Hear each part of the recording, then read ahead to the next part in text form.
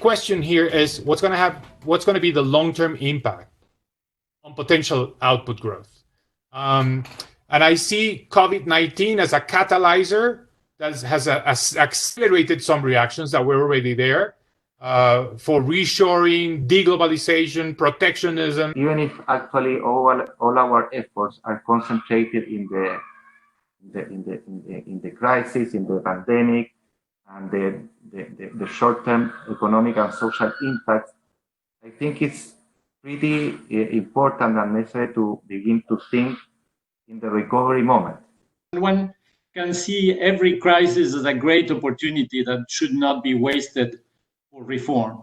So what, if anything, in these difficult times, can we leverage from this crisis to be in a better position for the future? Informality has been the greatest enemy during the pandemic because, by definition, informality requires human contact.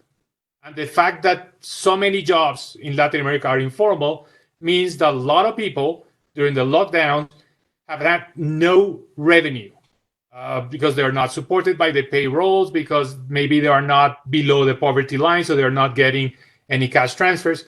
So the informal economy is suffering the most. In Latin America, we have an important structural problem which has to do with informality in the job market. We have a lot of informal work and a lot of very high contact work.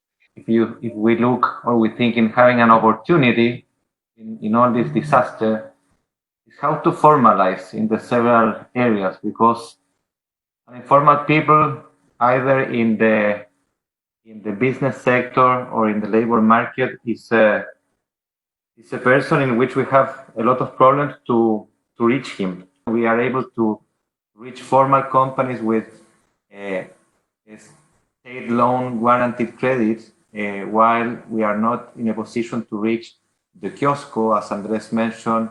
But now that we're subsidizing payrolls, that governments are actually paying the salaries or part of the salaries, this could be a tremendous opportunity to bring into formality some of these informal jobs. If we're going to subsidize payrolls, well, let's subsidize also payrolls, quote unquote, in the informal economy that formalize. The only tool we have is just like to provide some base income for these people, and unfortunately, many countries in Latin America they did not even have a good social register of their population.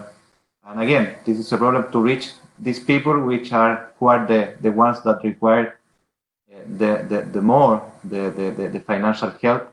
If the nature of work is going to change, and we will have the need to operate much more electronically, this is also a great opportunity to formalize many things, but it is also a great opportunity to let go of things. So we need to start thinking about how to offset that. And of course, the number of sectors that can grow in a more digital way, like health, education, finance. And in many areas, this involves opportunities. For instance, the possibility to have improved organization schemes with lower transaction costs, and so allowing to have or to be able to have permanent productivity gains in the forthcoming years. So we have like a gain in terms of present value, because we will have a new forms of organization with lower transaction costs, as what we are doing actually in this seminar.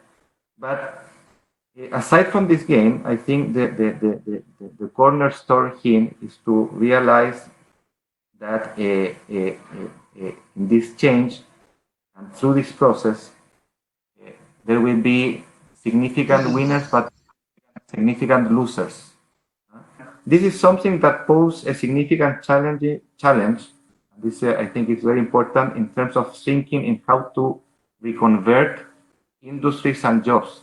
Some of the expenditures that have been approved, let me broadly call them as they call them in the streets in Brazil, the Corona vouchers. The Corona vouchers are, these cash transfers to segments of the population that are essentially vulnerable. They come at a time in a region when there's a lot of social unrest. I don't really think it's going to be that easy to take those subsidies away very fast. We need to think very seriously about this, and especially to work not only in terms of defining the precise or specific public policies, but in order to think in how to reach political agreements in order to set this as the main public policy priority.